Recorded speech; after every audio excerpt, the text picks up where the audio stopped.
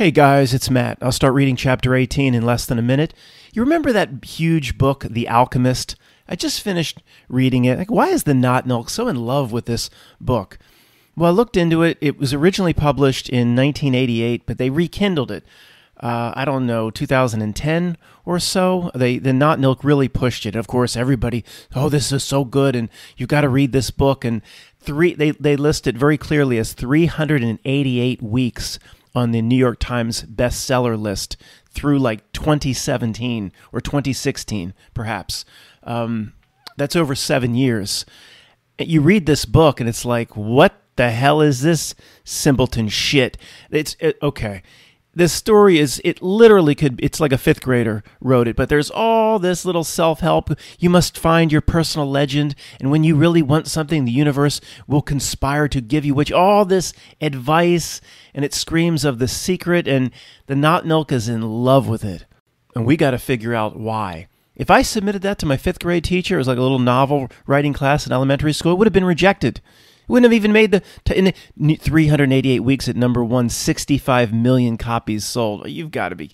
Have you read The Alchemist? We'll go through it. What a joke. Sorry. It was extremely difficult for me to put the cat's Puss in Boots down just 28 days apart in January of 2023.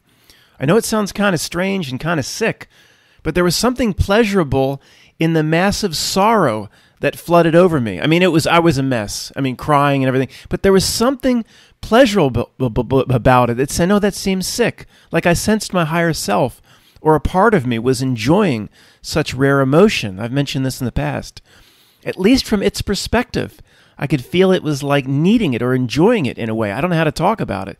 It's something perhaps it cannot experience in the same way where it is, or where the spiritual part of us is. Who knows what the higher self needs to experience? It may run the full spectrum of emotions here, may need them all.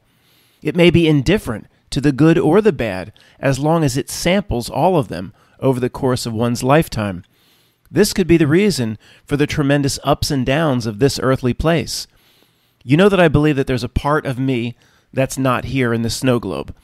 And it, or you could say me overall, is benefiting from this lifetime lived inside something called Matt, the ups and the downs.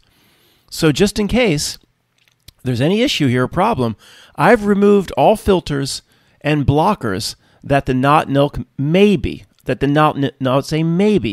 has put in place over the years to block me from my higher self.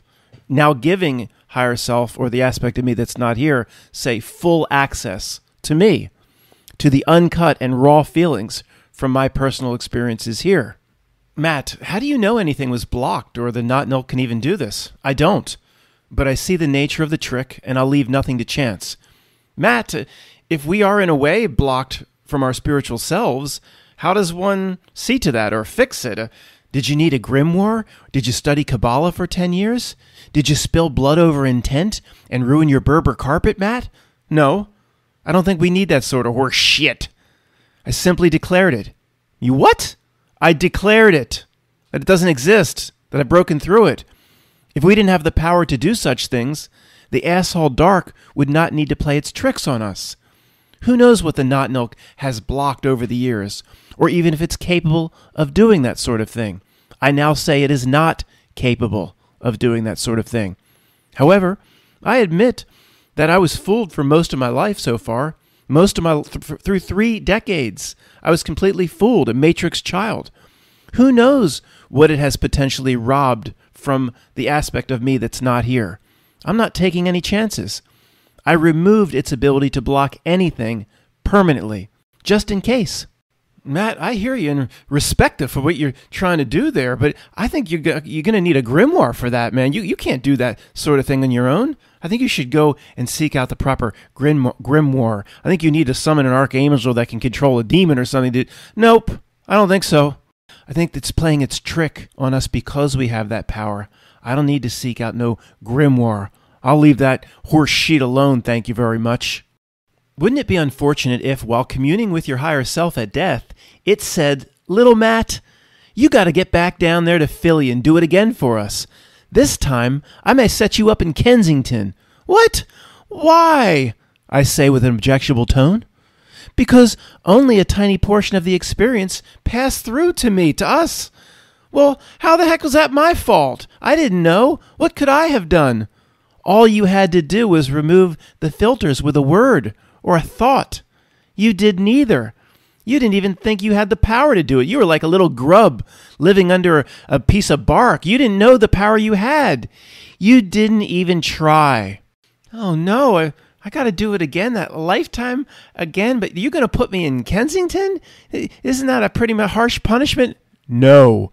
Well, do I get free needles? No. Get down there to Kensington and get back in a little baby's body. It's a crack mother. I think the emotions and passions of a life experience in a body are perhaps the main reason for coming to Earth. The creeps know this, and they both taint and direct your energy into frequencies that the dark reality can feed upon. As usual, people become an output device to serve it on many fronts. Once again, it's like the thing in Carol Ann's closet that is trying to get close to her because she has something it can never create on its own, that it can never truly possess. If this world has turned you into a negative emotion factory, then you are both feeding the not milk and not generating what your higher self needs. I don't think the sorrow of lost love or the way I felt after Puss and Boots were put down is the ideal frequency that the not milk is looking for. It's more, that's love. I don't think it likes that. I think this sort of sorrow is natural and one of the reasons we are here on Earth. Nevertheless, I take no chances and declare these types of emotions are only for me, are only for the whole of me. I say the not milk has no access to any of my energy or emotion. Declare it. Why not? What do we have to lose? Well, Matt, how do you get the screen, as you call it, from not taking the energy it wants from us? You come on, there's a grimoire for that, right? Did you go up to the top of a mountain and read it and fast for 6 weeks? As I said, no. We simply declare it, knowing we have the power to do so, and if we did not have the power to do so, why does it play its trick, with the main part of the trick being crafted so nobody believes they have any power? Let me repeat that. The main part of its general trick is to get people to believe they don't have any power and to look to it for everything and it for answers. Learned hopelessness, demoralization. Why does it do that to entities if they have no power? This is rather obvious. We've heard the term gaslighting, right? This is exactly what the not milk does to real people. But not to convince them that they're crazy, like the movie. It's a great old movie in black and white. Not to convince the staying-at-home wife that she's crazy, like they did in the movie. But the gaslighting on real people here on Earth is to convince you you have no power. Its tactics in this regard are obvious at this point. People like my friend Tony don't even see the basic trick. Matt, there is no conspiracy. You see, crying over Puss in Boots is not the same energy that's being created as being, say, a hater of the world, a person so consumed with the hell here that they ignore the heaven all around them. If you act like that, then you've just enrolled yourself in a George Bush honors class. If I lash out at the guy that drives the tricked-out Honda, you know, the one with the sawed-off muffler comes by, just wakes the whole all the squirrels just run for cover, and I scream and I turn at my mailbox and say, "Fuck you, you little fuck you, you bastard!" If I do that, that may be the energy that I can't successfully block from the not milk, because it exactly is the type of energy that it wants. And once I produce it, why would I want to keep that energy anyway? Maybe once you produce it, maybe let it go, but don't produce it in the first place.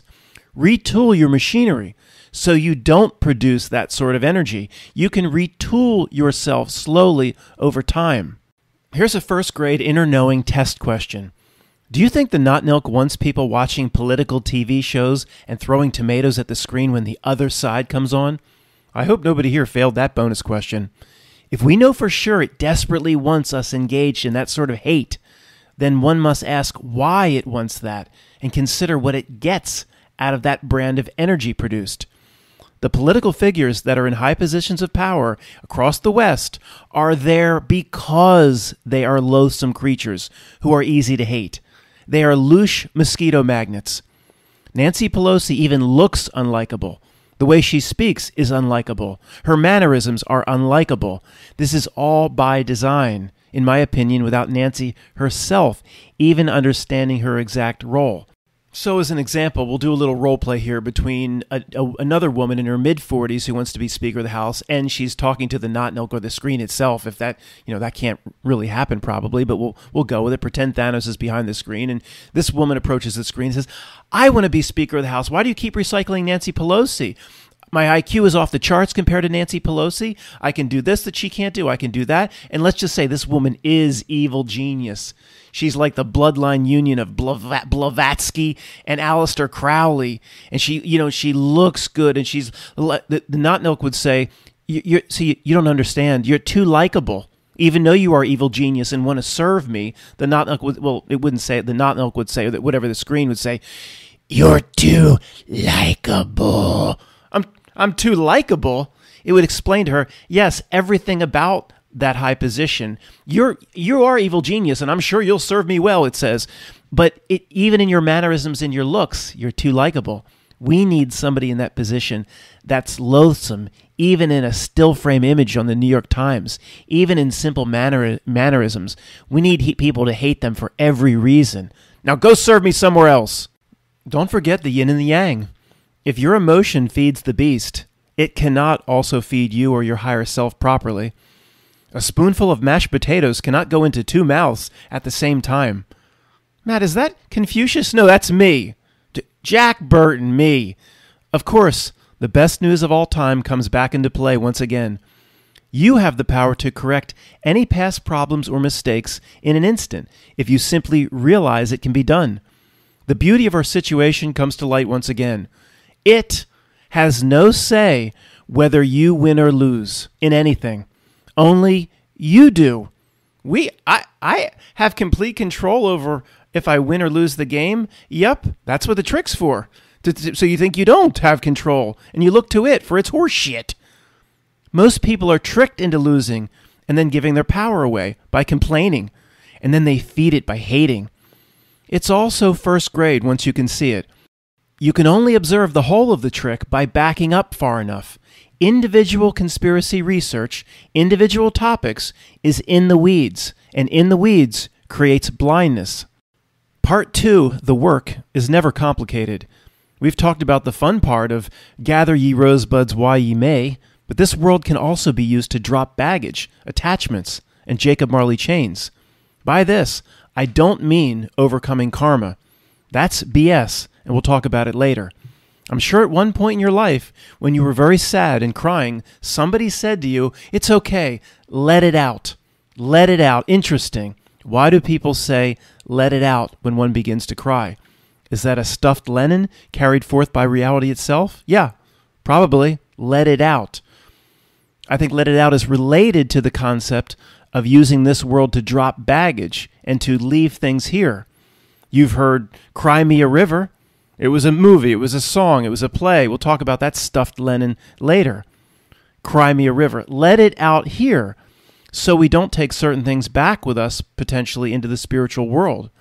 This aspect seems hard to reconcile with what was said just a few minutes ago. Are we supposed to let it out and drop baggage with a good cry? Or is our higher self getting something out of that or needing to feel that incredible raw emotion and energy produced? Well, it's tough to talk about. I don't think these concepts are as irreconcilable as it seems to be. The emotion of me crying over Puss in Boots 28 days apart should not be seen as a crack drug for higher self. Oh, higher self wants more. Oh, give it more, Matt. I hope another cat dies.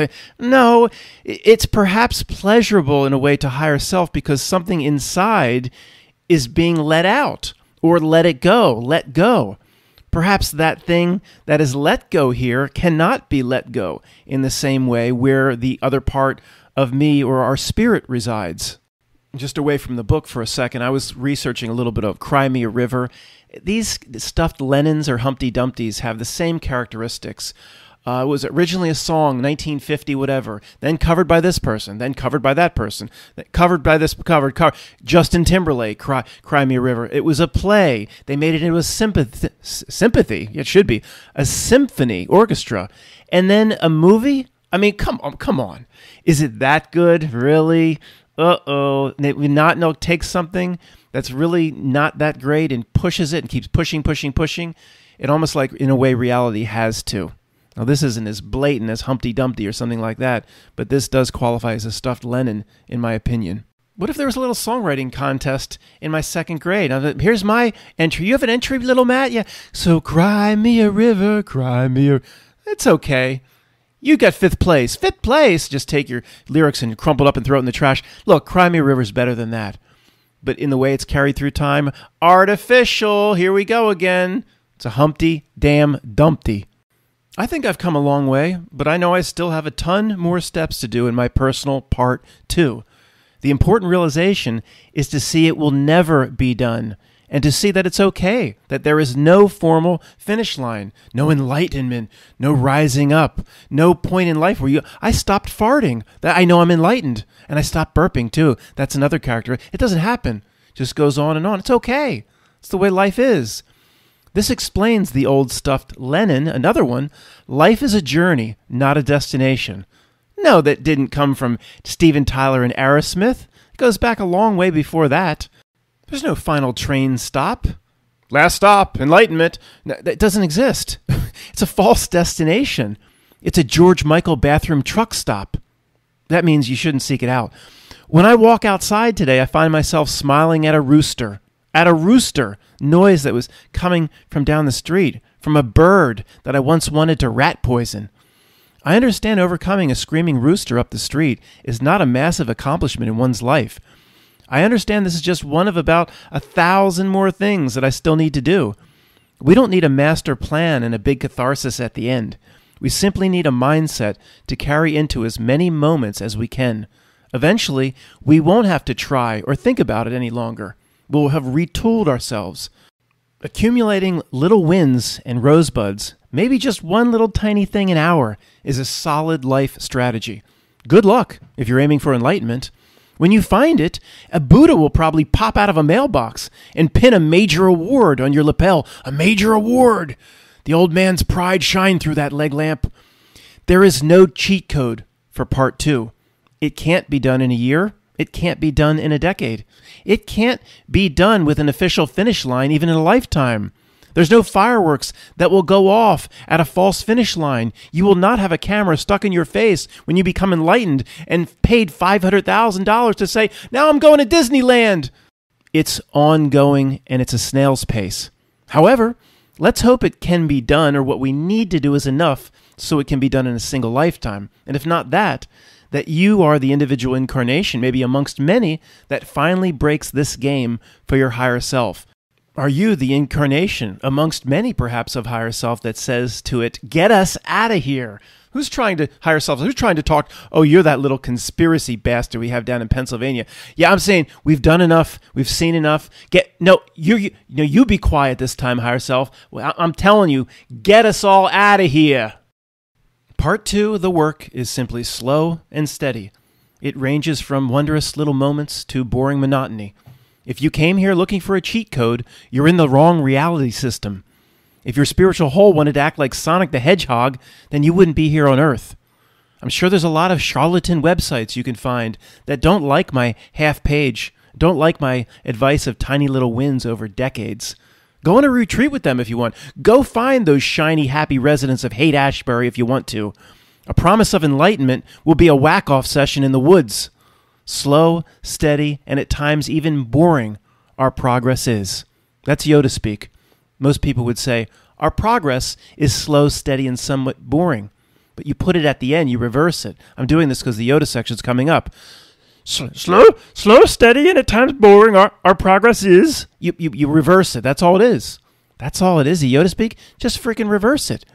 How many people on this earth have walked into their office complex and ever noticed the little flowers planted or the landscaping around the buildings?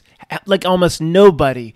They're always worried about getting, what do we have to do today? Or when's the meeting? What do I have to do for my boss by the end of the week? Their whole lives, it's rushing from one thing to the next. The Not Nilk is evil genius in this regard. And this is where Yoda's speech comes in. And I'm not going to do the voice. I'm not very good at it today. But a big part of the work is retooling ourselves to be in the present moment. It's okay to reflect and go into the past. Nostalgia, it's all, I think it's fine. But people in this society, the not knuckles created, always about the future. Oh, let's get to the meeting. When do I have to pick the kids up? Oh, Yoda says it in Empire Strikes Back. I guess he's speaking etherically to Obi-Wan Kenobi's. I'm not going to do the voice. I'm not too good at it today. I need to practice, and it destroys my voice anyway. All his life, he looked away to the future, to the horizon. Never his mind on where he was, what he was doing. Okay, the present, never on his mind on where he was in the particular moment. This is one of the biggest problems that the not Nook has created in modern society today. Finally, and maybe for the very first time, some people actually stopping to notice the flowers planted at the entranceway to their Peter Stuyvesant office complex is a tiny little thing, but a victory nonetheless. When I now behave like I used to when I was fully involved with the Matrix, I've caught myself missing the beauty of this world today, and I've said aloud, I'm changing this, but I have said aloud, shame on me, Matt, for never noticing this. But of course, I'm working on a better term than shaming myself. Language here on Earth is a tool, of course, that powers the spell crafted by the dark reality. I now say something like, nice going, Matt, for never noticing the beautiful thing that was right before you all along. I've also had the dark habit of seeing something amazing, something I'm really excited about, and I want to praise, and then I say, damn! And wait, oh man, I don't want to damn it when I'm trying to stop and praise it. That's a bad habit, and it's wrong. I know I have to correct that. Something beautiful should not be damned. Same spellcraft. As I've talked about, I'm now training myself to say, like, I don't know, I want to say damn. I've done it so many times. I say, man, or even darn. I'm working on this, and I keep resorting back. But eventually, I'll fix it.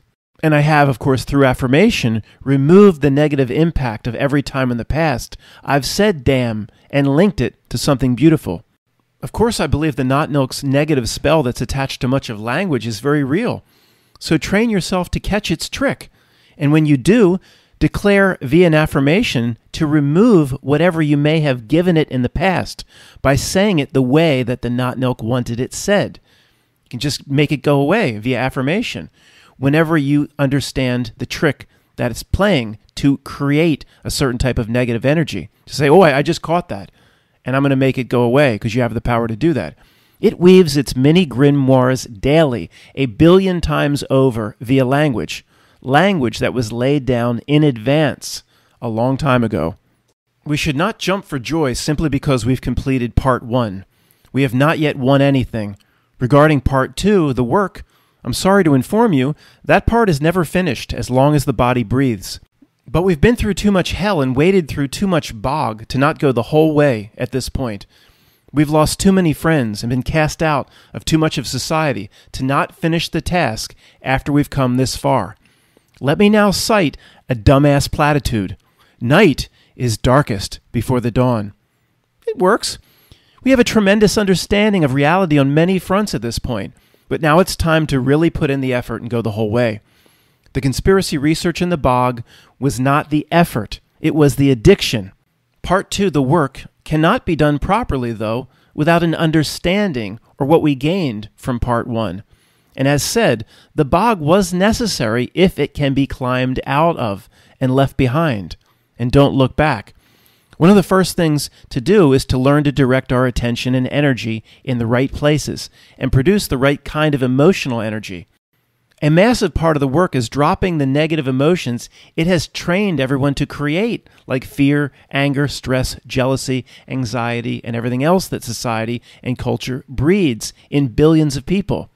The 7 deadly sins is a categorization of traits that is carried through the centuries as a stuffed Lenin because it must be.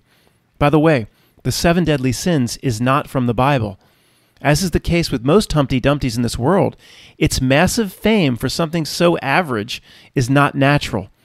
Most of its descriptors are words no one even uses, like sloth. When was the last time you used the words wrath or gluttony? Little Tommy, there is no need to be gluttonous. 2 double Baconators from Wendy's with a large fries is enough for your second breakfast.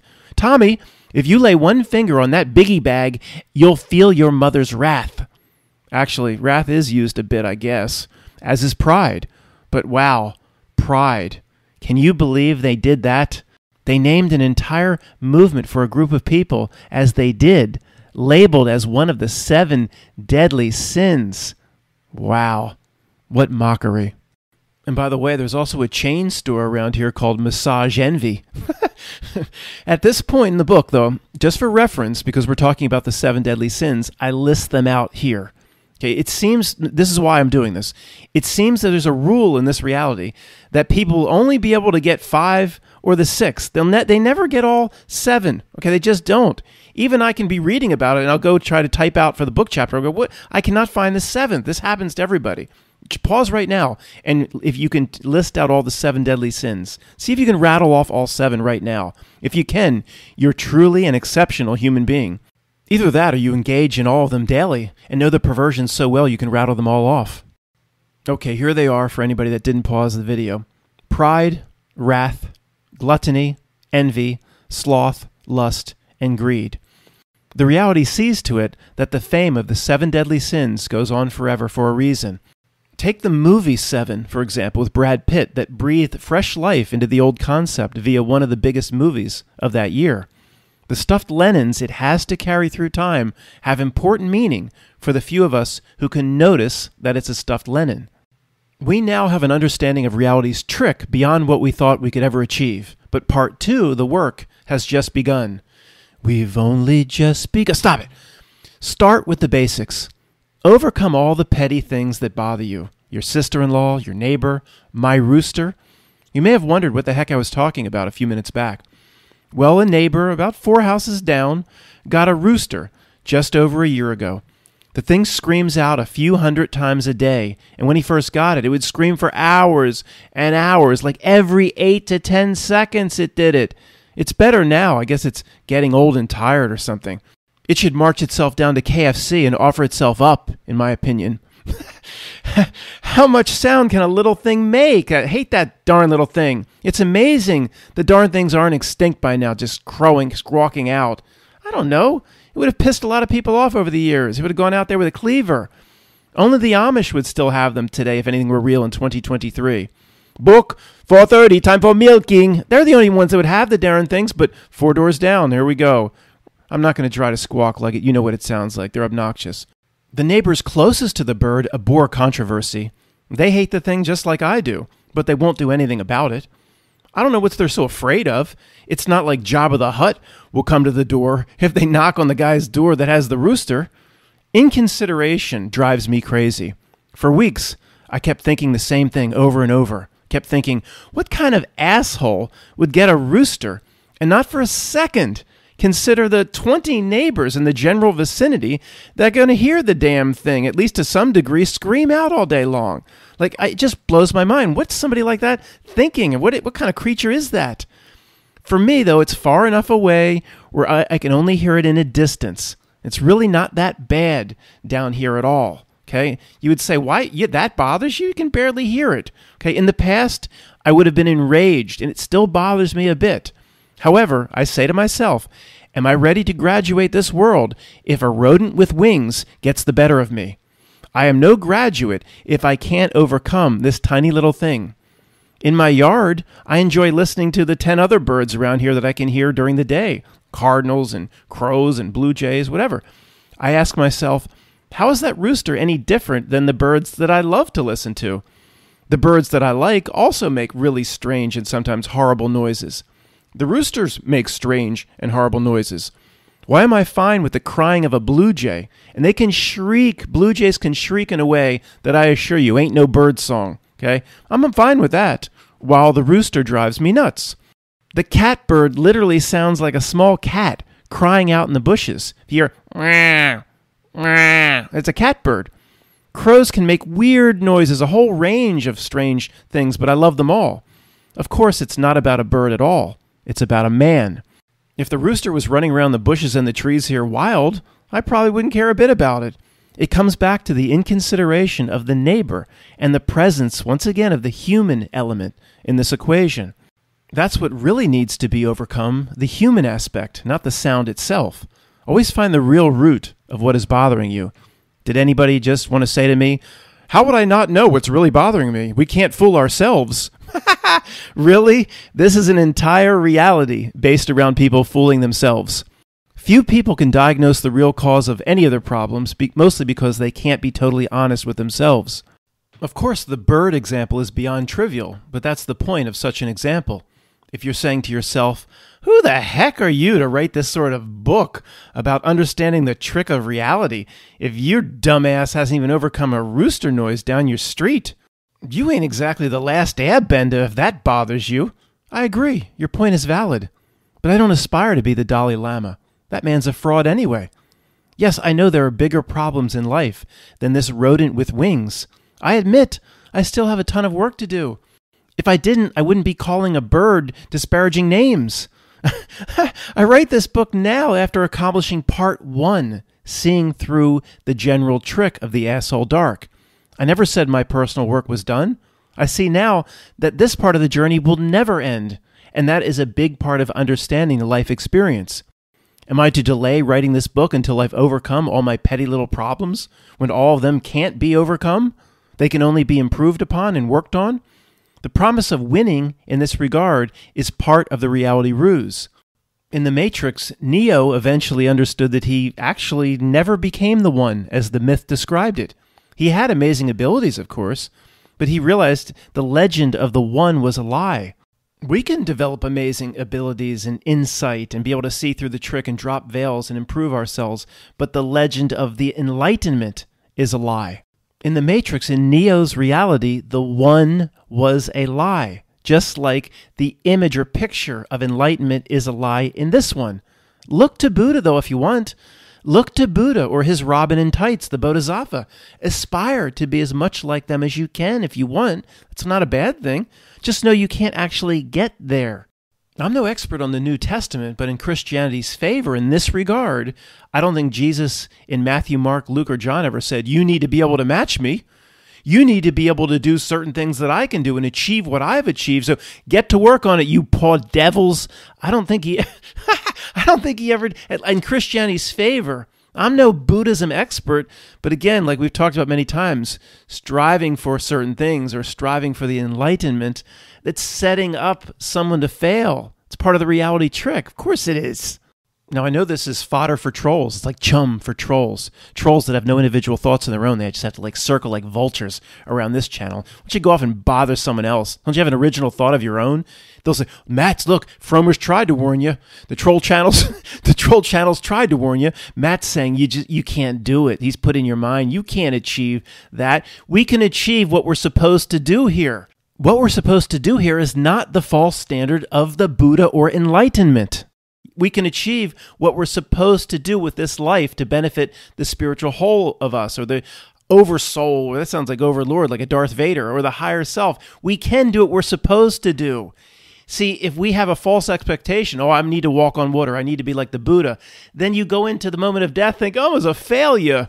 Higher self, we need to do this again because I was a failure. It's setting up someone for failure. Go into death saying, I've done all that I can do. I've seen through the trick.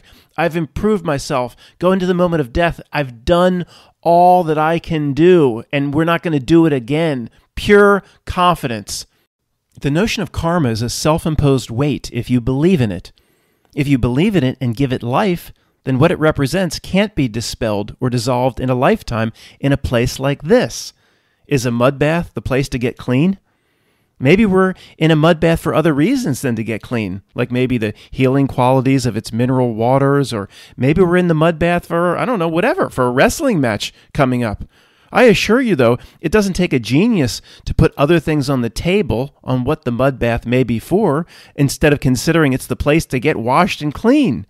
So what is this earth mud bath? Look around you. Is this the place to drop karma when a person basically once they get to be a certain teenage year, just wants to whack himself off all day long? All the vices, all the problems, all the things to over. It's the place that piles on karma. It's not the place to drop it. Incredibly, so many will tell you that this is the place to know God. No, it's not.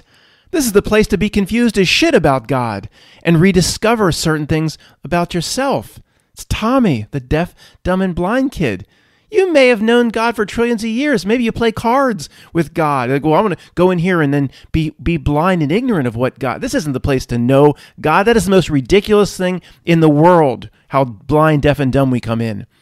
Heck, man, we can't even drop 5 pounds off our guts. People try, I can't lose this last 5 pounds, people say. And people expect this place to clean away a lead blanket of 1,000 years of something called karma when they can't even drop the 5-pound love handles? Oh, come on, come on, sir. This is ridiculous.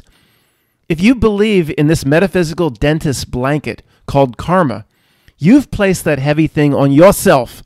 Here we go again with this repeating theme over and over again. This world can do nothing to you directly. You can only screw yourself. So is karma really something that stands on its own without you to bring it into existence? Of course it can't stand on its own as a thing, this thing called karma. For who would be the judge to see if it's been properly exercised? You're at death, you go here, and you go here at death. Oh, yeah, it's Bardo's. I don't want to go Bardo's. Oh, you got to come over here. Where I got to come over there? Here's the karma meter. I thought I had to place a damn feather on a scale or something. No, it's the karma meter. You know that song by, what is it, Karma Police or whatever? That's what it was really about. Karma meter, you didn't pass. Back to a body for you, you poor devil. There's no karma meter unless you believe there's one. Once again, it's another false grail quest, chasing something out there. I need to overcome my karma. Well, where's that? How will we find it, Lieutenant Dan? If it's completely self-imposed, like karma is, then we can remove it with a single thought, or the confidence that it's complete bullshit. What does Ramachandra say in The Matrix, in the Limbo Train Man scene, or whatever? He's a program. He represents a program. And Neo says to him, you believe in karma? And he's like, karma's a word, like love. It's a word. He basically just tells you it's nothing. It's a word, like love. Love created by the individual. Where does love come from? Is that a meter you got to go to when you die? Or love comes from you. You're the generation unit to love, or turn that into something called hate. Karma is a word, like love. It's nothing. He says it right there. I like the Captain Kirk truth drop. I think the Star Trek movie is called Undiscovered Country, I believe. There's this character named Sybok. He's Mr. Spock's half-brother. And he says to Kirk, like Joel Ovaltine would, let me remove your pain. You carry a lot of pain. Let me remove it.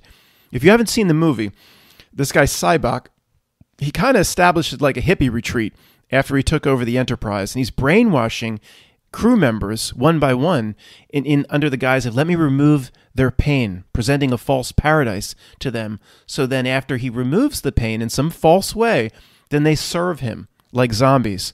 So Kirk says to Sybok, no, I'm not going to let you remove I need my pain. I need the pain, what I carry, everything who I am in this life makes me who I am. I don't want my pain washed away with some hocus pocus or whatever you're trying to pull here. Exactly. It's probably one of the main reasons we came here to a degree. Our pain and even our trauma makes us who we are. In a way, it's the reason we came here. If you think you need to beat karma to win, to get out of here, well, get comfortable. If you're trying to beat it, you are giving it life, bringing it to life like an egregore. The more you try to beat it, the more larger it gets, the more it can't be overcome. Here, in a way, we need our pain to learn the lesson. Somebody sent me an email not long ago along the lines of, like, Matt, in this regard, I disagree with you. Like, no way I would have agreed to come here and just be tortured or traumatized, and no way. And it's along the same lines of people that would say, this earth was supposed to be a paradise. It was hijacked. It's not supposed to be like this. When, you know what I would say, it's absolutely supposed to be like this. Some stories are very horrific, I hear you. Matt, your life has been softer than most. I hear you about some of the real tragic stories. But this life is not supposed to be a paradise. This aspect, the pain, the trauma is part of it. It's part of its design. Now, this is I'll never be able to convince you of this. There's no way to prove it. I feel very strongly about this. Here's a new term, the tricked trifecta. I think the biggest bunch of bullshit of all time basically is the tricked trifecta. So let me explain that. The trifecta of tricked. We were tricked to come in here. We didn't want to be, we were sold false goods. Really? Okay, we'll talk about that. We're tricked here now, of course. We're stuck here. And then we're tricked on the way out. So some Saturn moon matrix, and we just come right back. The tricked trifecta. Lou's nice, and he's tough. He put one kid through college. The tricked trifecta. So let's break it to part one. You were tricked to come in. So, and some of these people, they actually still stay. Like, they believe they're a timeless spiritual entity, and they still believe they were tricked to come in. So let me get this straight.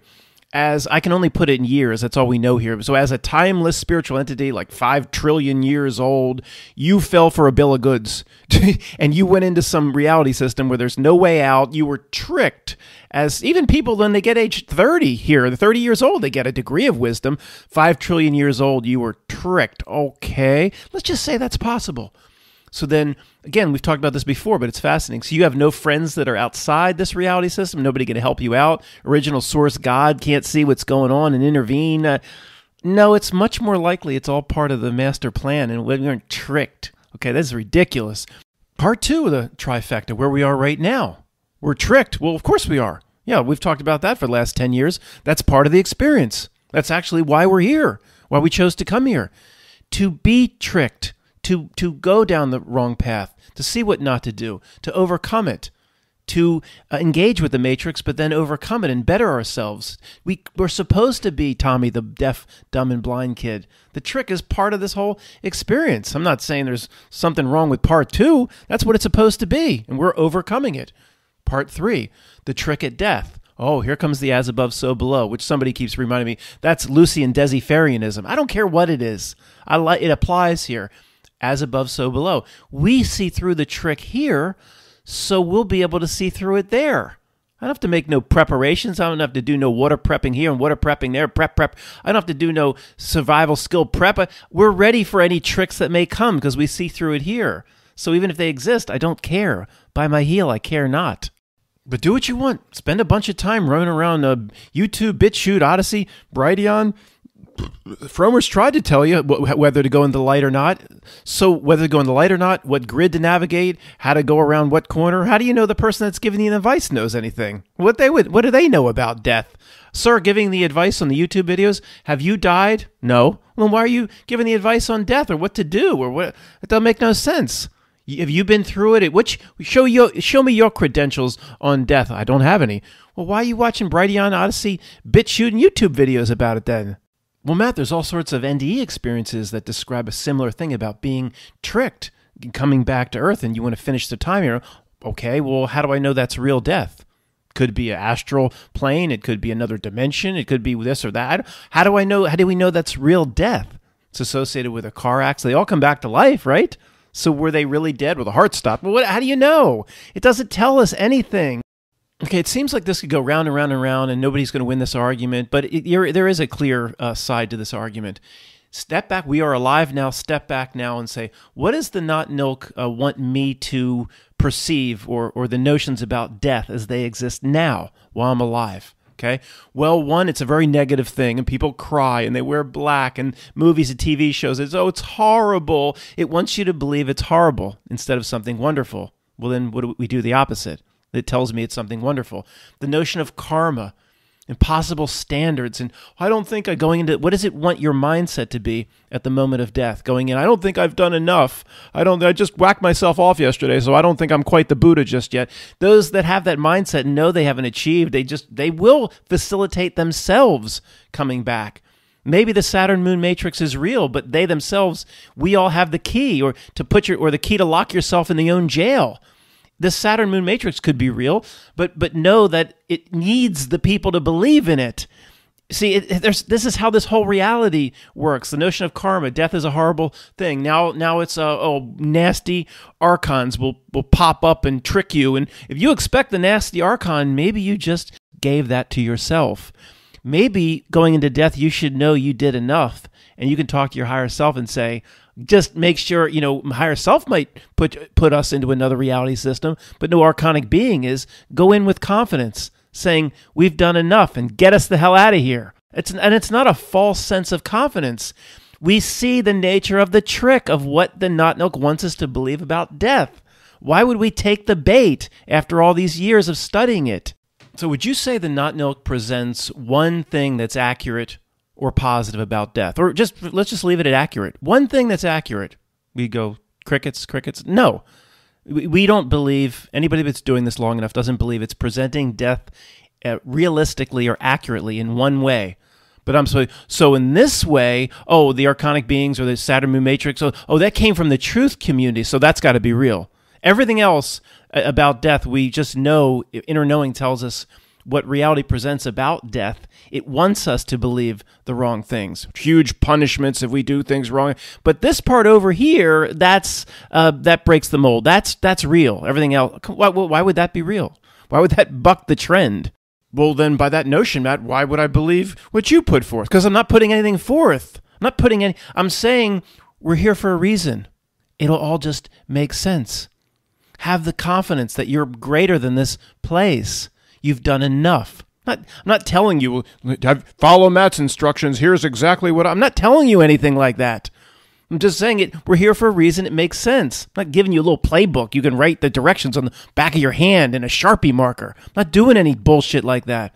I'm talking more about a mindset, an aura, a presence, a confidence that we've done enough. If you think you need a playbook, there's a lot of peddlers offering playbooks in this reality. I got one right here called the Tibetan Book of the Dead. You can study that for months if you want. No, what do I do again at the blue light? When the blue light transforms into yellow light, what do I duck down, hop like a frog 4 times, and then I jump in this hole? There's a whole playbook here called the Tibetan Book of the Dead. And all. If you think you need a playbook, you know what that means? You're taking a mindset into death that you're not confident in yourself. In general, does the Not Nilk reality reinforce to the masses that you're powerful? You don't need anybody but yourself. You can do it. Or does it do the exact opposite? You need this authority, these experts, this religion, these steps. You better follow these steps exactly at death or you're screwed, dude. You're going to... What does it do?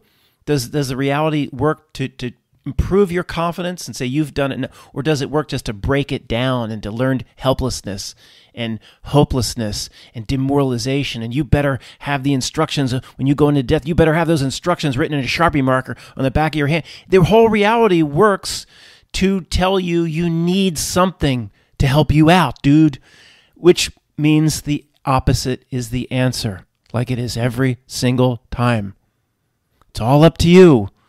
Go spend your life on Brighteon and BitChute trying to find people that know nothing if you'd like. In summary, everybody's part 2 is ongoing, and we each walk a different path in part 2.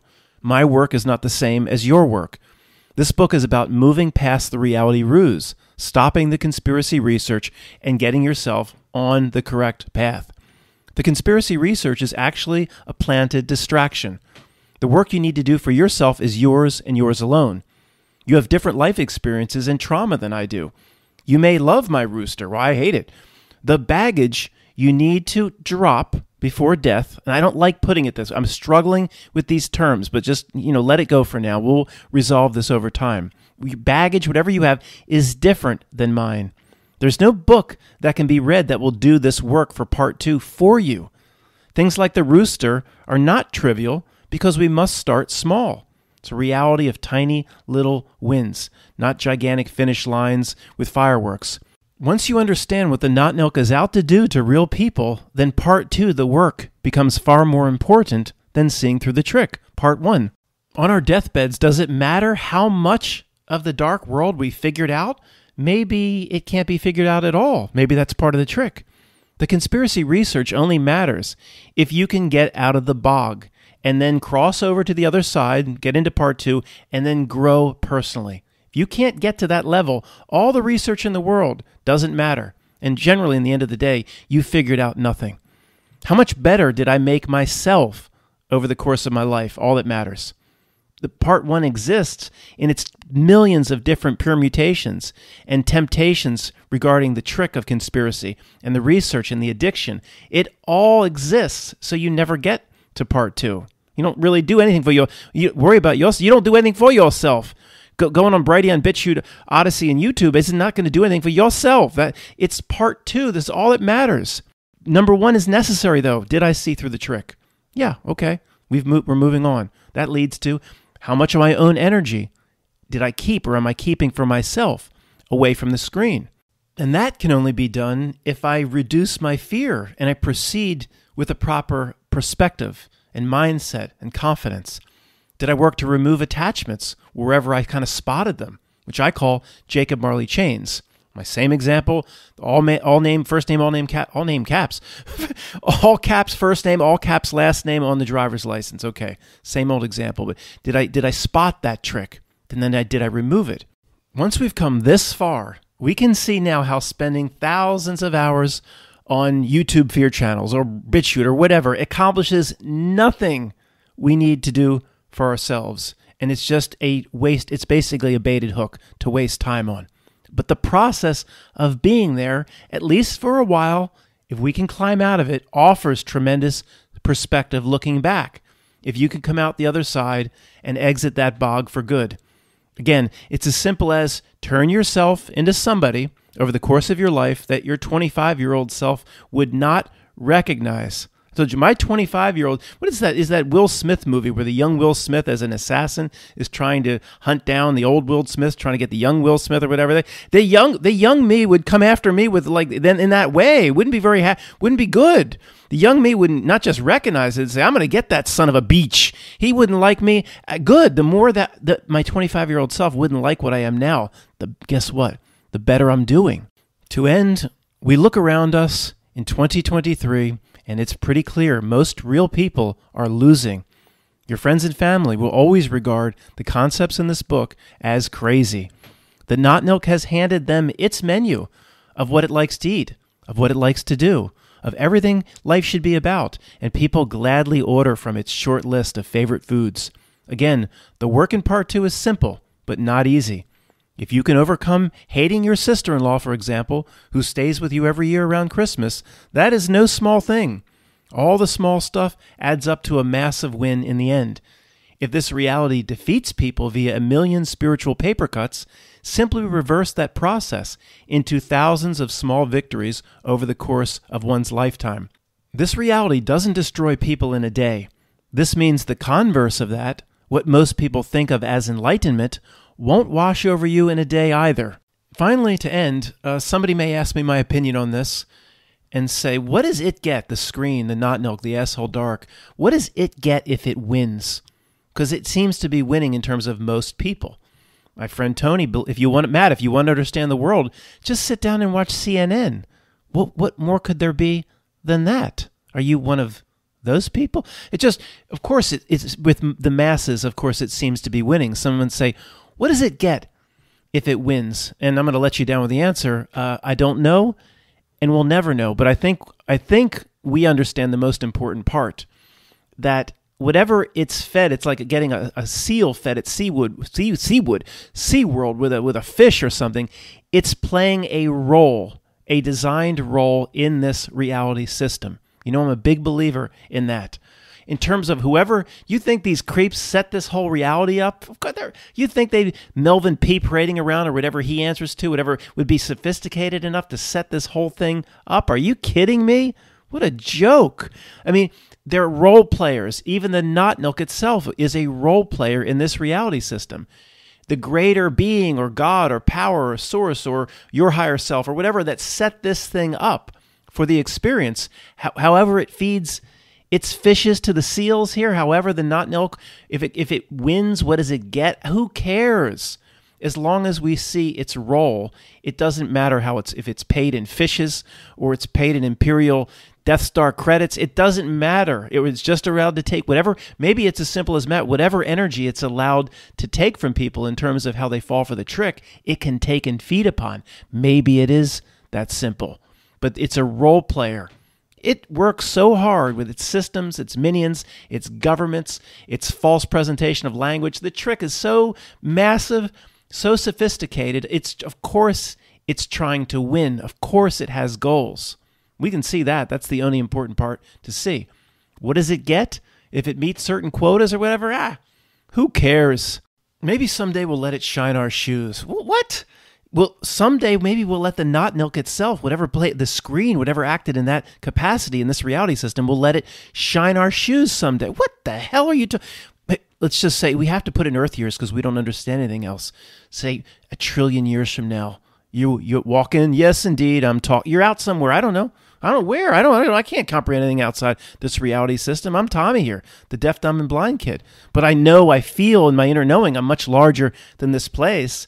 And as you get closer to Minion level, you're more closer to this place. Okay, so the not Nilk itself could slink around the corner. It's just like, I don't know, like Gollum or something, like Schmeagol. You. What? Hey, you in that reality system trillions of years ago, you played the not Nilk. You played the screen, the asshole dark. You had the strings, the puppeteer strings over minions like Melvin P. Was that you? Yeah, that was me. That was you? Oh, would you like to shine my shoes? Really? You let me? Would you like to shine my shoes? Hey, I appreciate what you had to do in that reality system trillions of years ago. I understand the role you had to play. It's okay. It's okay. I put myself in there, my higher self. We got out and we learned a lot. I think overall you did a pretty impressive job. You think so? I think you were very impressive, little not Nilk. And maybe someday, if we get to know each other, you can tell me your real name. But for now, I'm just going to call you. Then you missed a spot. No, put some more wax on those shoes. Who knows? This reality system could seem like a tiny little fraction of a piece of rotten Tic Tac to us a million trillion years from now. It's nothing in the scheme of all there is and all there will be. We put so much importance. People put so much importance in this reality and what it can give you. And what stinky sardine treats it can throw you, magenta speedboats and job promotions and everything that Henry Kissinger strives for. And Nancy, these things here, think getting up and more and more power.